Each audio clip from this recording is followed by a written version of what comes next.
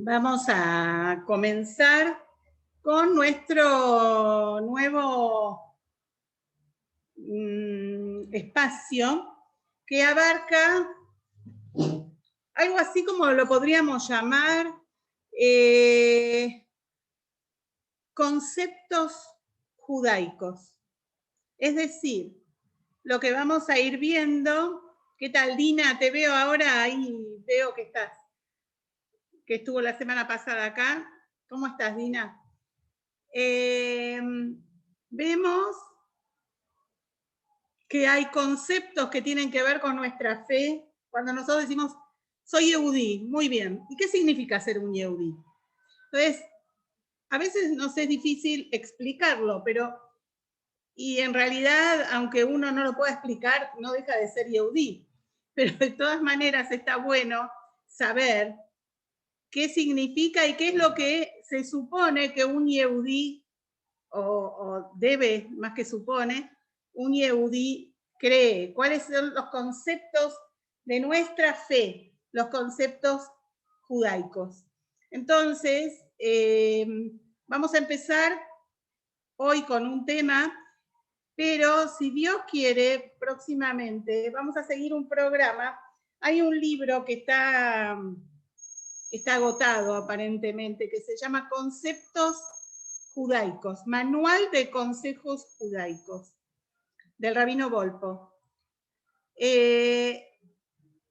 Lo pedí por Amazon, así que voy a tratar de tenerlo y así como para tener una guía que es mucho más fácil, como que uno va siguiendo un programa, que eso no quita que uno, además de eso, va trayendo de otros lugares para ampliar los conceptos, ¿sí? Pero esto podemos como renombrar nuestro espacio, es esto justamente, una guía de conceptos judaicos, para decirlo fácil, ¿no?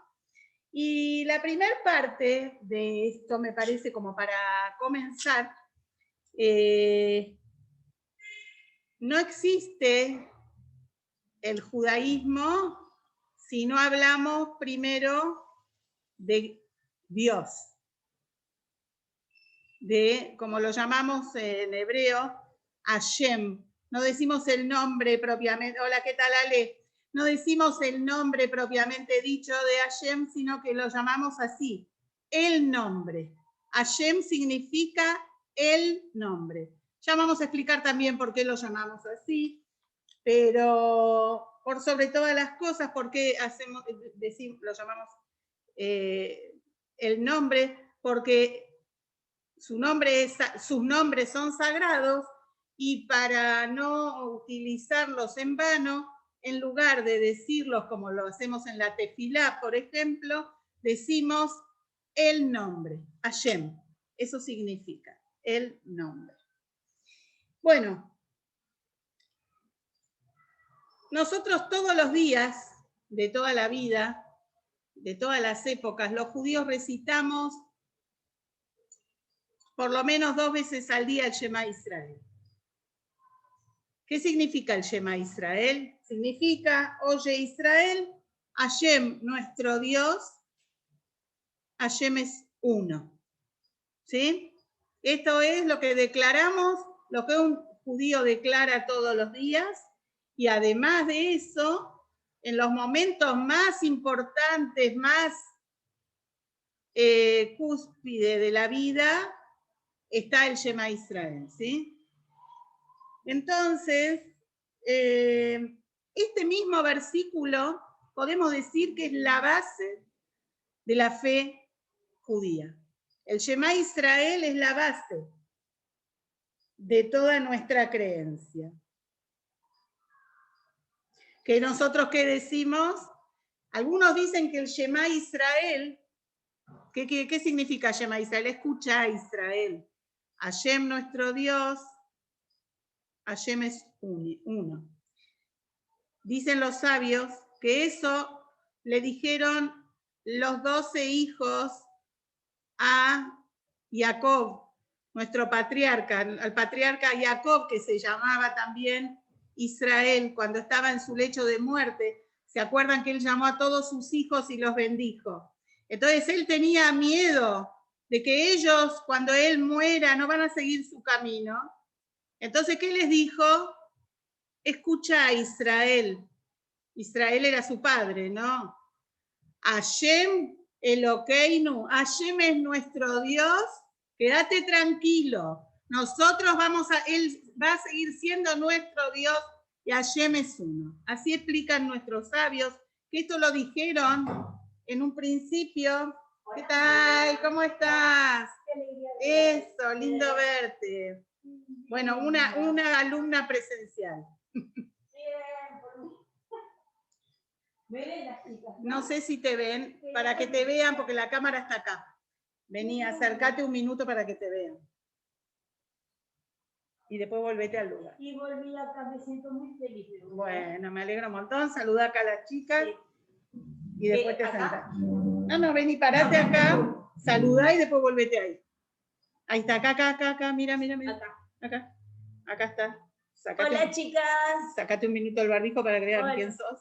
Ahí está, muy bien. Hola a todas, un gusto verlas. Muy bien. Qué lindo. Y ahora te volvés. Muy bien. Estamos con conceptos judaicos y estamos hablando de qué significa, digamos, la creencia, la fe, pero estamos analizando el Shema Israel y sobre todo qué significa para nosotros Dios, Hashem, ¿no? Muy bien. Entonces estábamos diciendo que el Shema Israel es la base del judaísmo. Algunos explican que es lo que le dijeron los hijos a Jacob: quédate tranquilo, Israel, Shema Israel, Hashem Elokeinu, Hashem Echad. En el Shema Israel, en el Hasidut, en la filosofía hasídica, el Shema Israel dice así: el Hasidut, que sería la parte profunda de la Torá, es el Shema Israel. Él explica por qué el Hasidut es el Shema Israel. Porque la palabra Shema, que significa oye, escucha, se escribe con 3 letras hebreas: Shin, Mem, Ain. Y digamos, son las iniciales de un versículo que dice, del Teilim, que dice así: Seu Marom Eineihem, que significa alcen vuestros ojos al cielo. Marom, explican, es un sinónimo de, por ejemplo, Shamaim, que es el cielo. Pero cuando decimos Marom significa, viene de la palabra Ram, más elevado. Ram Benizá, es algo más que el cielo. El Marom está por encima del cielo, es un cielo aún más elevado. Y entonces explica así: ¿qué significa Shema? Seu Marom Eineihem, alcen vuestros ojos al cielo. ¿Pero qué cielo? Al Marom, más elevado aún. Y entonces lo compara y dice, esto simboliza entender lo que, o por lo menos tratar de comprender lo que está por encima del intelecto con el intelecto. Y entonces cuando uno hace eso, logra la segunda parte del versículo. ¿Cuál es la segunda parte del versículo? Ureu mi bara eile. Y vean quién creó esto. Cuando la persona profundiza en los conceptos judaicos, profundiza en el Hasidut, en los conceptos profundos de la Torá, entonces puede ver quién es el creador, quién creó las cosas. ¿Por qué? Porque justamente la filosofía judía es la que motiva y lleva a tratar de ver y entender con el intelecto limitado humano lo inalcanzable y lo infinito que es Hashem, su creación, etcétera, etcétera. Entonces, en el judaísmo, ¿cómo vemos nosotros al Creador? ¿Cómo lo vemos a Dios? Entonces, ¿qué vemos? ¿Cuál es el concepto? Nosotros vemos en el Creador o al Creador como un ser omnipresente, omnipotente, es el creador, es el quien planifica, el planner, no solo el wedding planner, es el planner de todo, ¿sí? Quien hace todo tipo, es el quien traza el plan con mayúscula, ¿sí? Y como está ahora tan de moda con tener el planner, el wedding planner, el party planner, pero el verdadero planner es Hashem. Y además de todo esto, sabemos que Dios, dijimos omnipresente, omnipotente, que todo lo ve, que todo lo sabe, que en todos lados está, pero a su vez también nosotros creemos que es nuestro Padre celestial, que está cerca de cada uno de nosotros, que observa y custodia y acompaña a cada uno de nosotros de manera, ¿cómo decimos? Una providencia particular, un seguimiento particular a cada criatura, ¿sí? Y a cada creación. No hay nada que esté librado al azar. Esto es lo que nosotros creemos, esta es la fe judía. Pero también creemos que todos podemos vincularnos con Él. Todos podemos tener una relación con Él, no tiene intermediarios. No hay intermediarios. Cada criatura, cada creación y cada uno de nosotros puede tener una relación, y tiene de hecho, una relación directa con Hashem. No existe que necesitamos un intermediario, como pasó, ¿cómo empezó en la historia de la humanidad? ¿Cómo empezó la idolatría? Si los primeros seres humanos, sabemos, tenían una relación muy directa con Dios. Adán Rishon, Java, Caín, Abel, ellos hablaban directamente con Hashem. Entonces, ¿cómo fue a Noah? Dios se le reveló y hablaba con él. Entonces, ¿cuándo es que los hombres comienzan a servir a otras deidades, a diferentes dioses? ¿Cómo es posible? Y la respuesta, ¿cuál es? La humanidad, al alejarse de Dios, empezó a pensar que Dios es demasiado grande, demasiado elevado, omnipotente, omnipresente, todo. Sí, muy bien, pero nosotros somos muy poco. Entonces necesitamos un intermediario que se comunique con Él, que pida por nosotros, porque nosotros somos muy poco y Él es tanto. Y eso con el tiempo generó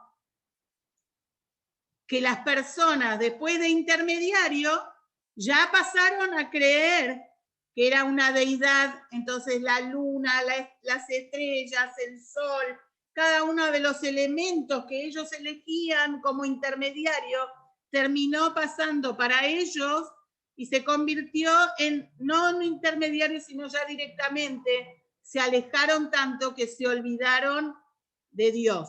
Muchos a propósito, como sabemos, por ejemplo, la generación de la Torre de Babel. ¿Por qué construyeron la famosa torre, el rascacielos, el primer rascacielos de la historia de la humanidad? ¿Cuál era toda la idea? La idea era llegar al cielo y luchar contra Dios, o sea que lo reconocían, sabían de la existencia y sabían que Dios era el creador, pero querían revelarse a Él. toda la idea fue esa, y entonces también la idolatría era parte de la idea de la Torre de Babel. Por eso, por ejemplo, esto lo contamos cuando estudiamos Jonás, ¿se acuerdan? Que uno de los que era parte de los constructores en un principio de la Torre de Babel, llamado Ashur, cuando vio que ellos querían hacer idolatría, dijo, no, yo en esta no quiero tener nada que ver, y se retiró del lugar y se instaló en otro. Ashur se instaló en un lugar y fundó una ciudad que no fue otra que Nimbe. La famosa ciudad de Nimbe, que después de muchos años, cuando las personas pecaban tanto y Dios la iba a destruir, lo manda el profeta Jonás y ellos se arrepienten. Y vemos, miren qué interesante, esto lo nombramos, que cuando explica que el rey le dice a todos los habitantes de Nimbe que tienen que arrepentirse, que devuelvan todo lo robado, que dejen las malas costumbres, que dejen de hacer los pecados que hacían, en ningún momento les dice que tienen que romper los altares de las deidades. ¿Por qué? Porque ellos se conservaban aún monoteístas, como había sido su fundador, Ashur. Todavía seguían fieles, si bien se portaban mal, sabían que el dueño del mundo, del universo, el creador, era Dios. Bueno, esto es una nota de color, digamos, ¿no? Pero entonces, nosotros creemos que no hay, nuestra fe nos explica que no hay intermediarios y cada uno de nosotros tiene una relación directa y privada y particular con Hashem. Ahora, cuando vamos a hablar de cómo lo definimos, ¿cómo podemos definirlo a Hashem? Tiene una definición. Sabemos que una parte de nuestra fe justamente es que nosotros creemos que Dios no tiene forma, Dios no tiene cuerpo, no es una cosa. Es un ser que no tiene una definición. Justamente es infinito, indefinible, ¿sí? Y es muy difícil para las personas poder explicarlo. Y volvemos a la antigüedad. Fíjense algo muy interesante. Cuando el hombre comenzó a tratar de comunicar las cosas que veía, lo que llamamos las cosas, los elementos, empezó a hacerlo a través de dibujos, ¿sí? Perdón. ¿Sí? Lo empezó a hacer a través de dibujos que se llaman los famosos glifos. ¿Qué es un glifo? Es un símbolo, así lo dice Wikipedia, es un símbolo o figura que representa un concepto plasmado en pinturas o grabaciones, ¿sí? Es un glifo. O como nosotros conocemos de la época de Egipto, ¿vieron? Que siempre veíamos el jeroglífico, que eso significa ya cuando es algo que le dan como un tinte sagrado, pero en realidad también lo de Egipto es un glifo. ¿Por qué? Porque son situaciones de cosas que las personas dibujaban para representar elementos o contar algo. Era a través de dibujos, ¿sí? Después, también en el lenguaje hablado, empezaron a hablar de cosas. Pero en el hebreo, si nosotros nos ponemos a analizar, en el hebreo no existe, por ejemplo, la palabra cosa. ¿Cómo se dice cosa en hebreo? ¿Alguien sabe?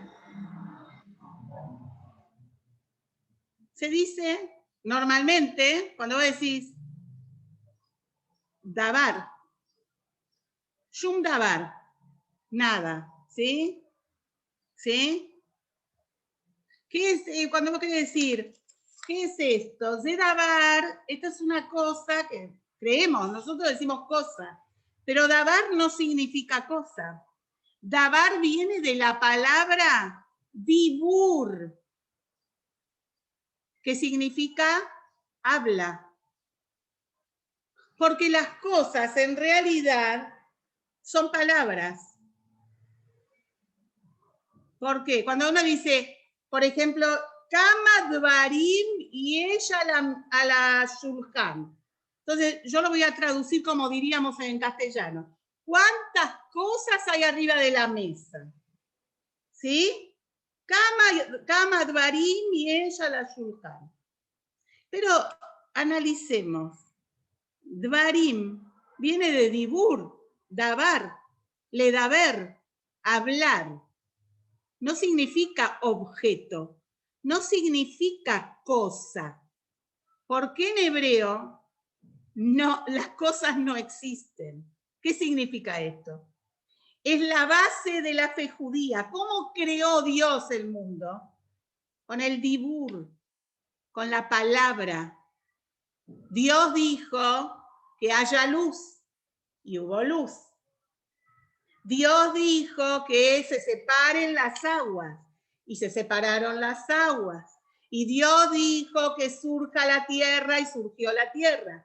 ¿Cómo se creó el mundo? A través de la palabra, del dibur, del dvar Hashem, de la palabra divina. Por eso en hebreo, en el hebreo antiguo, porque después está el hebreo moderno, que es el hebreo que se habla en Israel, que tiene muchas palabras que son inventadas o formas de decir palabras que o son copiadas de otros idiomas o fueron inventadas.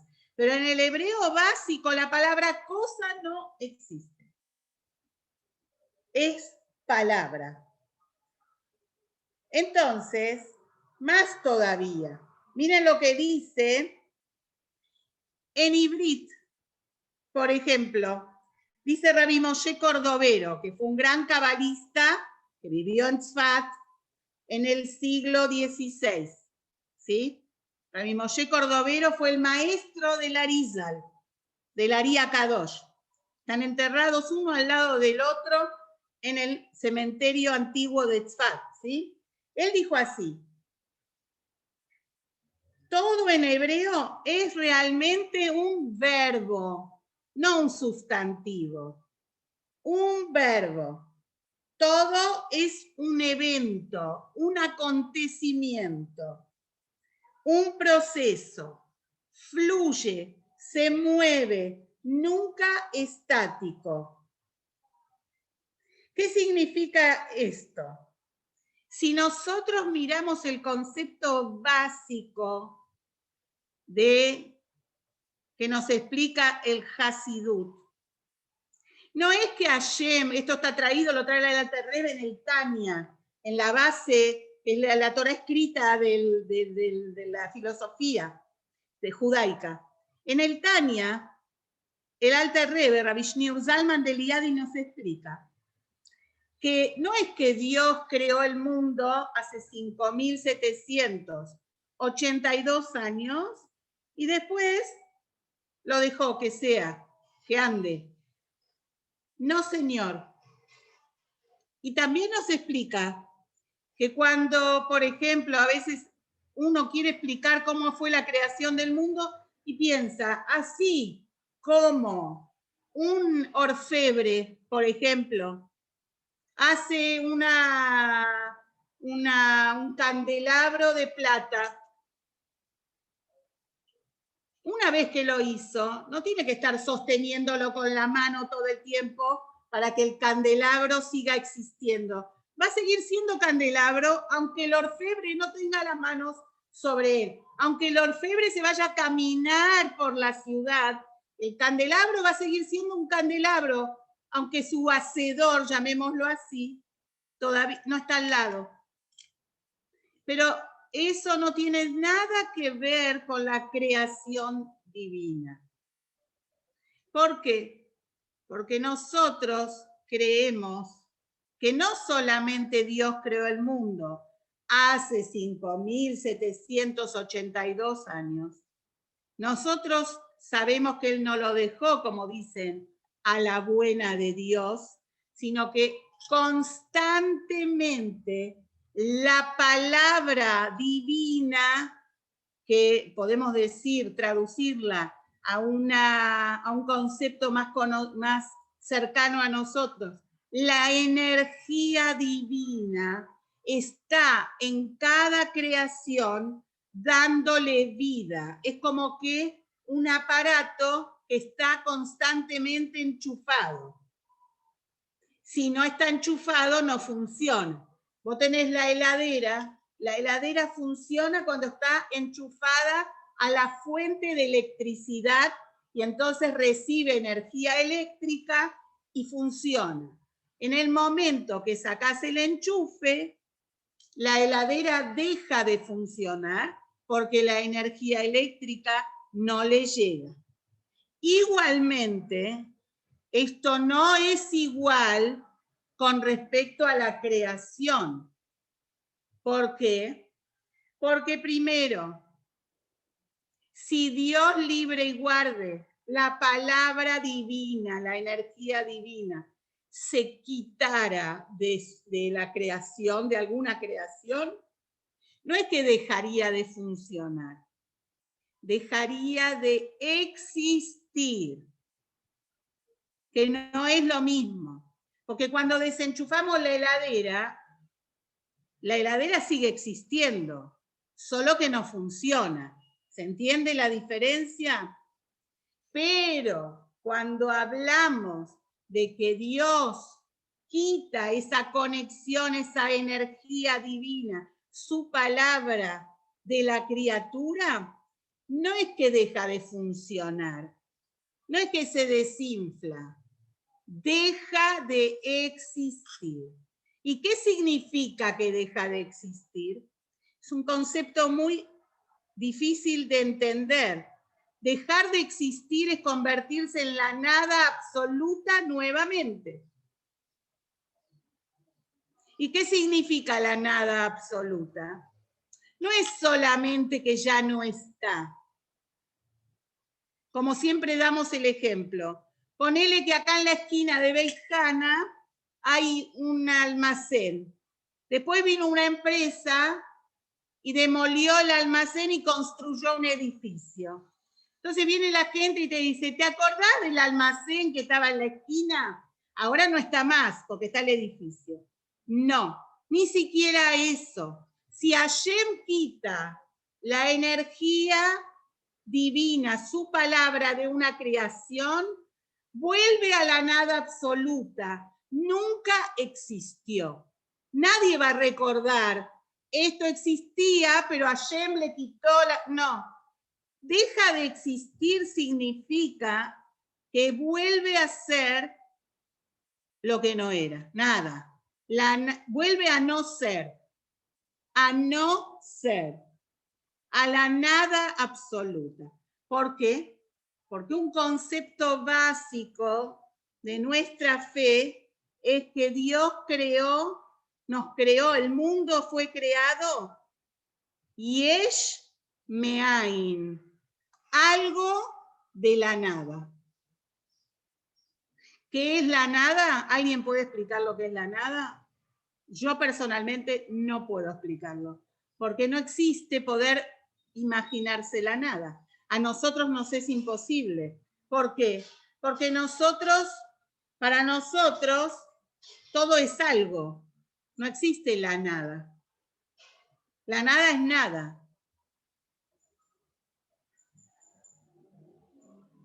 ¿Estoy yendo muy rápido o muy... ¿Está claro? Sí, perfecto. ¿Sí? Bueno, entonces, esto tiene que ver con nuestra fe. Esto es lo que un yehudí cree. Que Hashem creó el mundo, es su creador, pero no solamente que lo creó en pasado, sino Hashem en presente sigue creando el mundo constantemente. La energía divina sigue creando cada cosa en cada instante. Por eso, el mundo en sí mismo, o sea, el universo, lo que nosotros vemos, es constantemente nuevo. Todo es renovado, nada es antiguo en realidad, porque constantemente se va renovando.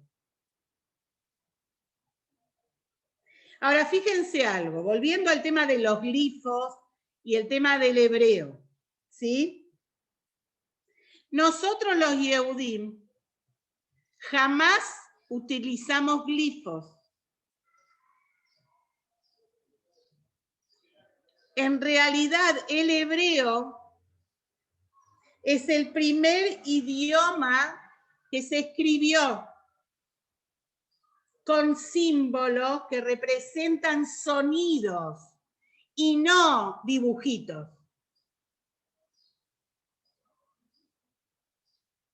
¿Por qué? Porque el alfabeto hebreo, que es la madre de todos los alfabetos surgieron del hebreo, porque sabemos y creemos que todos los pueblos primero hablaban el hebreo como Dios creó el mundo. Después de la Torre de Babel, ahí se dispersaron y Hashem los hizo confundir el idioma, y así nacieron las 70 lenguas básicas de los 70 pueblos básicos de la humanidad. Pero ¿cuál es la base de todos esos idiomas? El que hablaban primero, el hebreo. El hebreo es el único idioma, el primer idioma, quiero decir, que se escribió con símbolos que tienen sonidos y no cosas. Cuando uno ve una letra hebrea, no ve una cosa, ve un sonido. Cuando ves una lamed, no decís un sonido. ¿Es verdad? Entonces, incluso si miramos el proceso de lectura del hebreo, es diferente al de los glifos. Los glifos se podían leer, no importa el orden, porque son dibujos. En cambio, el hebreo sí, porque el orden es el que te hace la frase o la palabra. Cuando uno tiene un alfabeto, la base es la secuencia. Si no, ¿qué escribiste? O sea, que vemos que todo fluye. Cuando vos escribís tiene que haber una secuencia. Y si vamos a preguntar a los físicos, a los científicos, cuando ellos analizan la materia, cuando ellos analizan las cosas, ¿qué ven ellos? Energía. Quiere decir que en realidad las cosas, como explica la filosofía jasídica, no existen. Lo que existe en realidad es la energía que le da vida.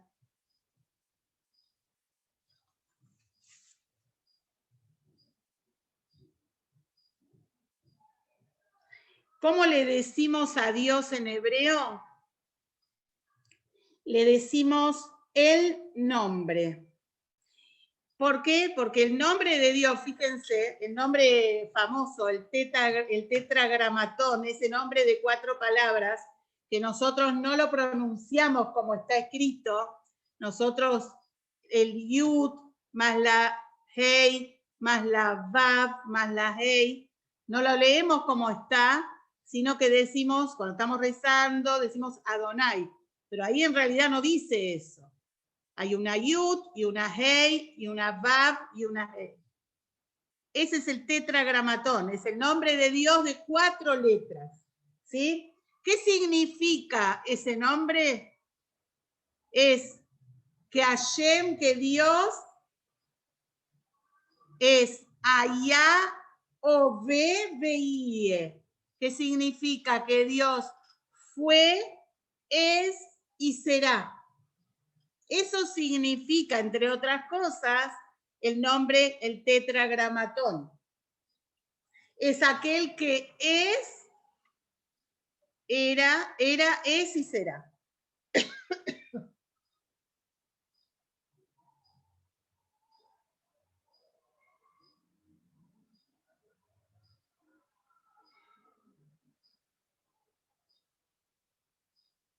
¿Cómo hacemos para creer en Hashem si no lo vemos? Podemos dar un ejemplo. Estamos parados en Singapur y miramos de frente a la torre más alta de la ciudad, que debe ser de las más altas del mundo, ¿verdad?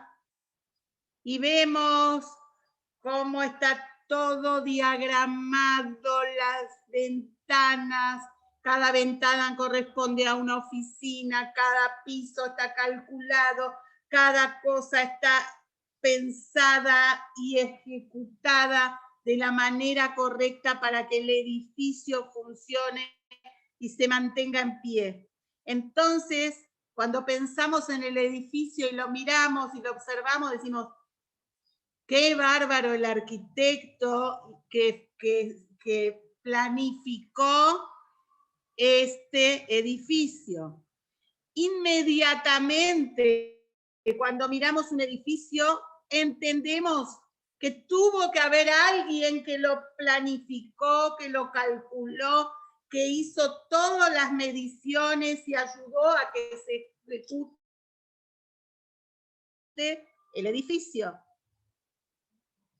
De la misma manera, nosotros no podemos verlo a Dios, pero sí vemos su obra. Y entendemos que no se hizo sola. Nadie va a decir, mira, en Singapur de pronto la gente cerró los ojos y cuando los abrieron había un edificio. No, todo el mundo va a decir, hubo alguien, una planificación, etcétera, etcétera. De la misma manera, cuando uno observa la creación, entiende que no pudo pasar porque se chocaron una masa fría con una masa caliente de aire y no sé, un montón de cosas simples, ni tampoco que de una célula que se mutó solo una vez, nació un mono que de pronto se hizo hombre y todas las cosas que, la verdad. Uno si observa se da cuenta que hay un creador. Si quiere reconocerlo, la firma del creador está en la creación.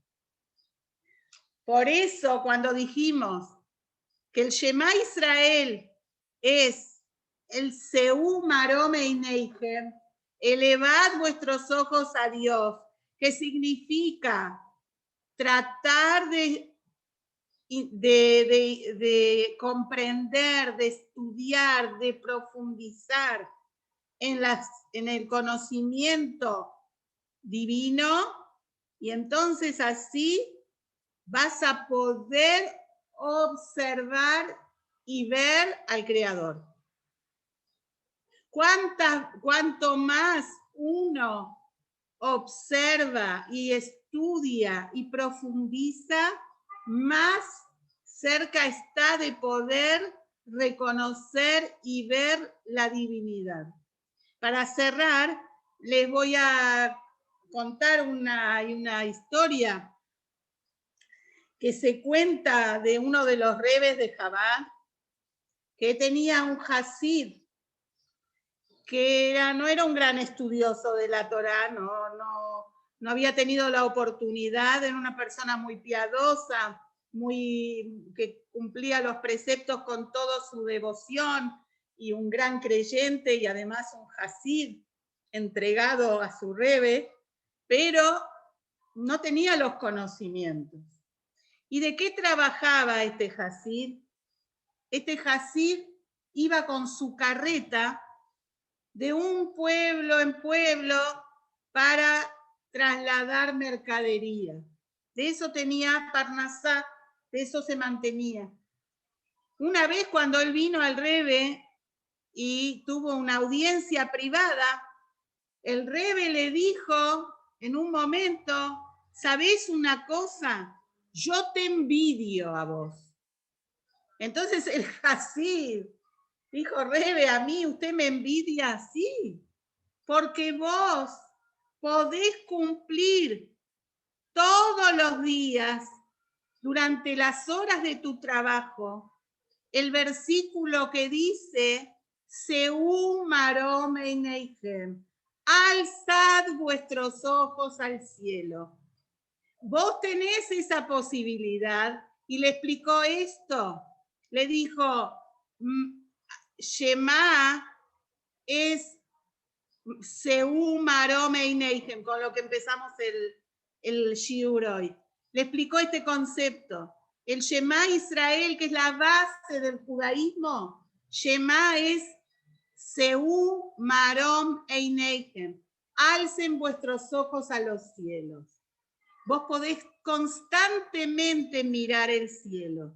Y esa, le dijo, es la diferencia entre el ser humano y el animal. El único que camina sobre 2 piernas es el ser humano. El animal camina sobre 4 patas. No puede ver el cielo. Para ver el cielo tiene que darse vuelta, tiene que revolcarse. El único que puede elevar sus ojos al cielo es el ser humano. Y elevar los ojos al cielo es conectarse con Dios, es conectarse con la divinidad, conectarse con el Creador. Y le explicó que por eso, cuando se construye una sinagoga, un templo, es muy bueno que tenga ventanas grandes. ¿Para qué? Para que se vea el cielo. Porque hay una segulá, un augurio para tener fe en Dios. ¿Saben qué es? Mirar el cielo. Cuando uno mira el cielo se inspira y capta fe.